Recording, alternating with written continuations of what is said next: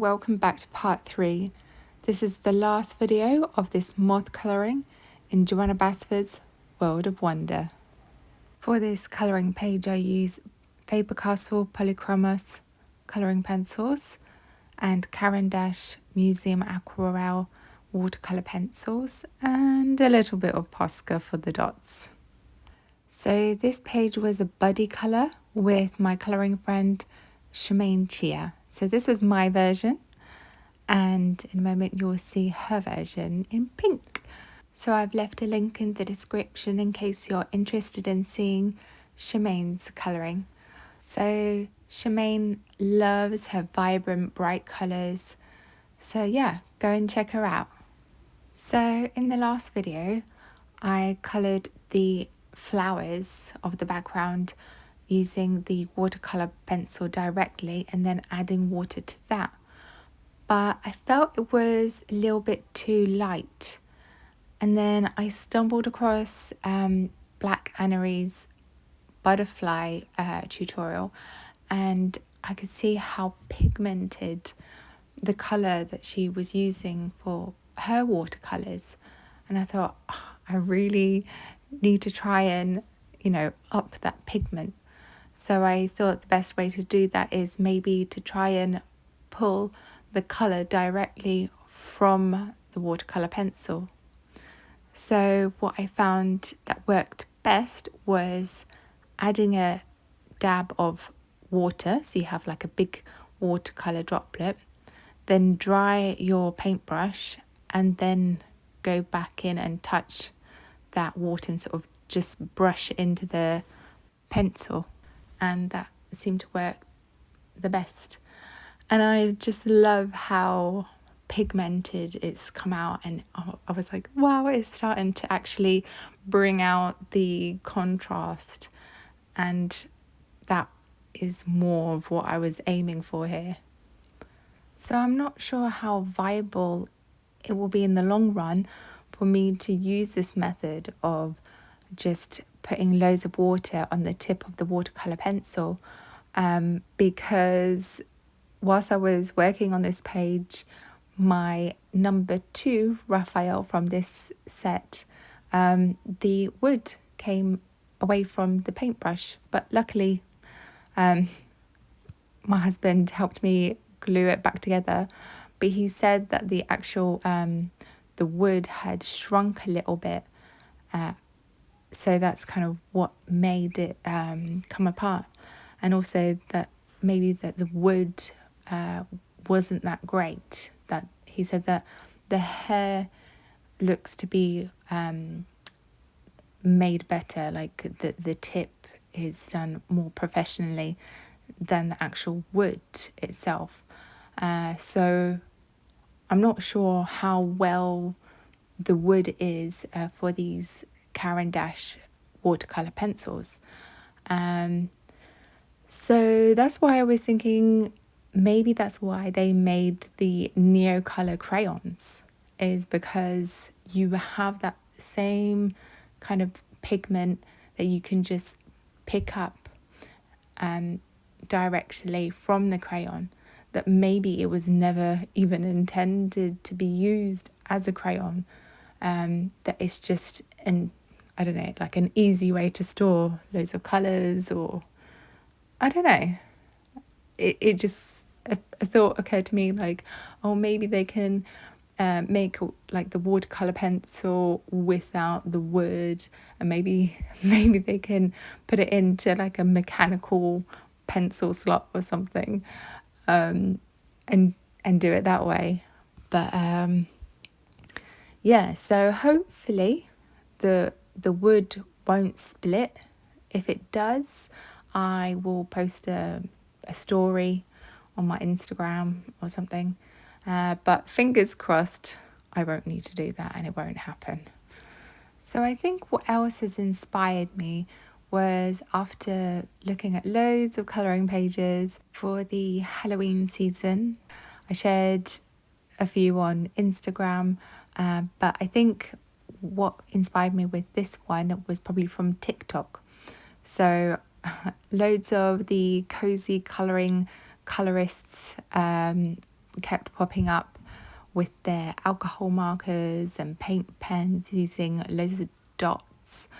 So I've reposted a few so you can have a look at what I've been looking at there. And I just love the way how some people are able to just, work with one or two colours and have just bring that light and dark contrast, just from like a light source in a dark room, or like, just light from a window, for instance, in a dark room. So yeah, I had that in the back of my mind, and the stars would be that shining bright light source, and the flowers are the darker bit. Obviously it's quite different to what they were doing, but that is part of I guess what has inspired me here as well. So yeah, I felt like it was really coming together at this point. And I also switched my brush. So before I was using a water brush pen, just a cheap one off Amazon, or just the ones that come free with a set. But I got a little bit distracted whilst I was working on this colouring page, because I popped into my local arts and crafts store and they didn't have what I wanted. And then I started having a look online and I was like, I need a new brush. But then I was like, I don't know if I've actually used this precision brush that much, or I can't remember, because I've used the mop, and I think I was getting confused with the fact that I needed a tiny brush for my acrylic painting, but I seem to have a small brush for my watercolour. But anyway, I ended up buying a couple of cheap brushes, but I wanted to also get some more expensive ones, but I think that will have to wait for now. Let's see what Santa says when Christmas comes around. But yeah, so I got out what I already have in my stock, in my in my art supply cupboard, and yeah, I was just like, hey, why don't I use what I have and try and work with that? And this was part of one of my good brushes that I bought, and yeah, I really loved how the brush picks up the paint. So I really love Raphael brushes, even though I had a problem with the wood sticking to the tip, but you'll see later of how I try to use the number 2 without the wood part. Yeah, but I also wanted to show how the tinier tip brings out more pigment compared to a larger size brush as well. So when I go to buy a more expensive brush, I'm just thinking, what size do I need? I'm not 100% sure. I have a rough idea of what I need. But yeah.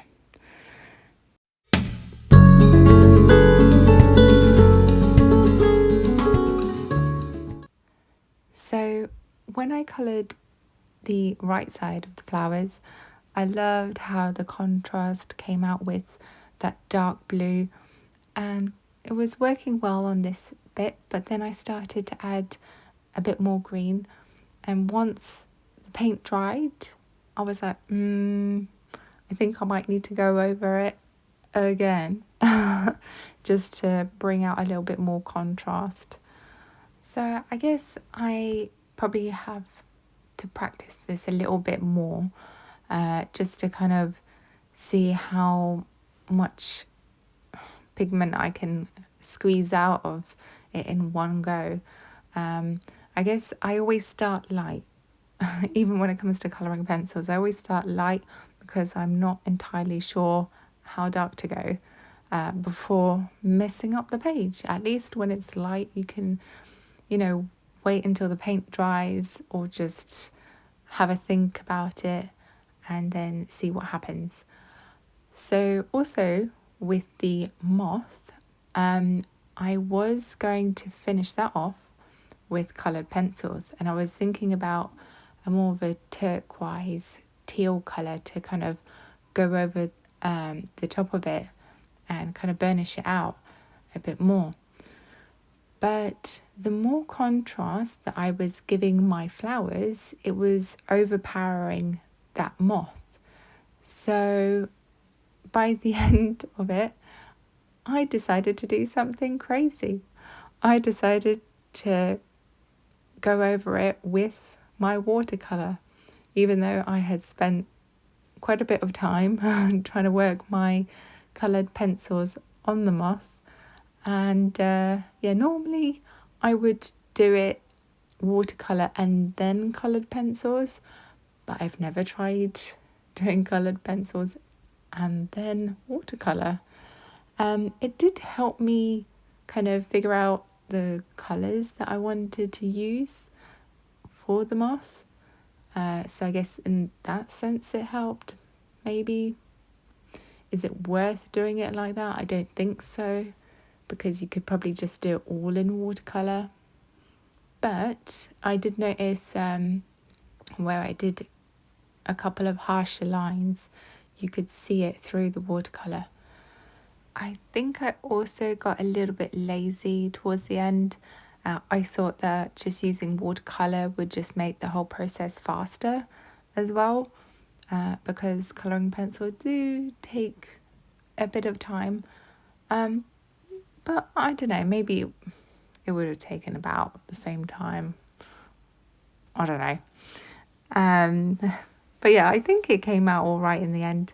I think just sticking to kind of those particular colours that I pulled out of the set and not straying from those colours too much really helped bring the page together. And also after I coloured all four corners of the golden wood thing, it didn't actually look too bad in the end. And now I'm just adding a little bit more vibrancy with the yellow coming out of the flowers. So yeah, I really like how it came out. And then the edges, I was thinking of going throughout the whole of the background again, but I didn't want anything to, I don't know, mess up, I guess, or blur. I probably could have done it all over, but then I thought, what happens if I mess up that colour contrast? Because it is lighter and the flowers are darker at the moment. I didn't want to mess that bit up, because if everything's dark, then there won't be any contrast, will there? So I just put the darker blue right onto the edge, and by doing that, it really made the gold pop on the edge. So I think I've said all I need to say about this colouring page so far. So if you've enjoyed this, give it a like, thumbs up, subscribe, and I'll see you in the next one. Thanks for watching. Bye.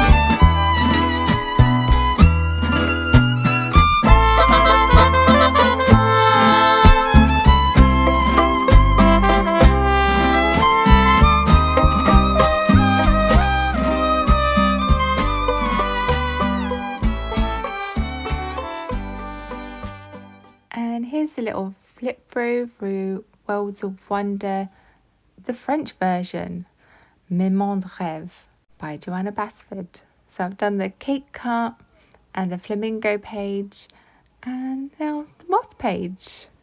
Et voila! Let me know in the comments below if you would have done anything differently. I was thinking about keeping going with a bit of gold Posca or even making the yellow into more of a gold colour on the moth, but I just call it quits, done, dusted. Let's move on to the next one. Thanks for watching, guys. See ya. Bye.